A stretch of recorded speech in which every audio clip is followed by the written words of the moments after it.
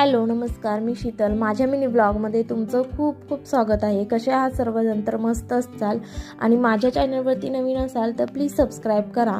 तर आम्ही चाललो होतो सकाळी आम्ही ज्ञानेश्वर माऊलींच्या पालखीचं दर्शन घेण्यासाठी आणि आम्ही तिथे सकाळीच उठून आवरून लवकर निघालो आणि तिथे पोहोचलो आणि तिथे थोडंसं अन्नदान म्हणून आम्ही केळी घेतलेली होती. तर खूप सारी होती.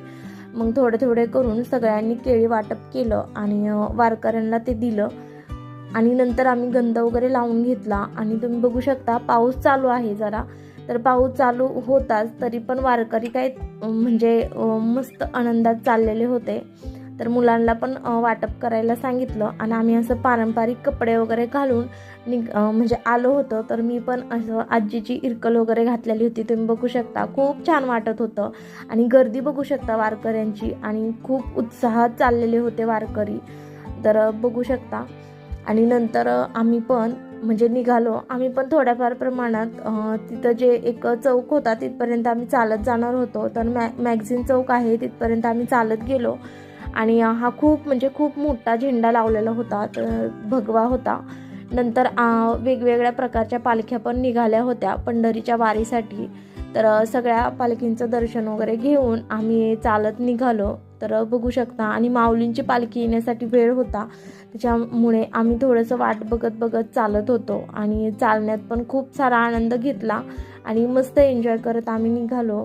परत तिथे प्रसाद म्हणून पण काही जणांनी असं वाटप चालू होतं वारकऱ्यांसाठी. आम्ही पण ते थोडं घेतलं आणि खाल्लं वगैरे, कारण की आम्ही सकाळीच निघालेलो त्यामुळे काहीच खाल्लं नव्हतं. तर चला म्हणलं सगळ्यांसोबत हे पण एन्जॉय करूया म्हणून आम्ही घेतलं आणि खाल्लं.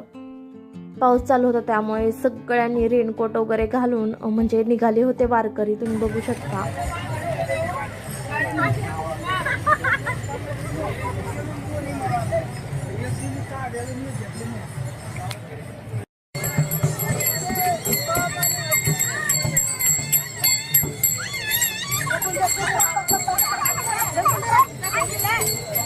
तर ज्ञानेश्वर महाराजांची पालखी आलेली होते. तर आम्ही माऊलीचं दर्शन वगैरे घेतलं आणि नंतर आम्ही निघालो. तर लांबूनच दर्शन घेतलं, जवळ जाणं शक्य नव्हतं.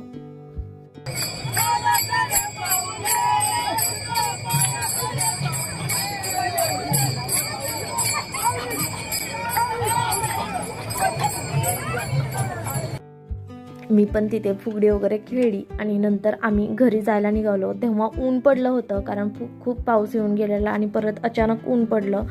आणि तुम्हाला हा मिनी व्लॉग कसा वाटला कमेंटमध्ये नक्की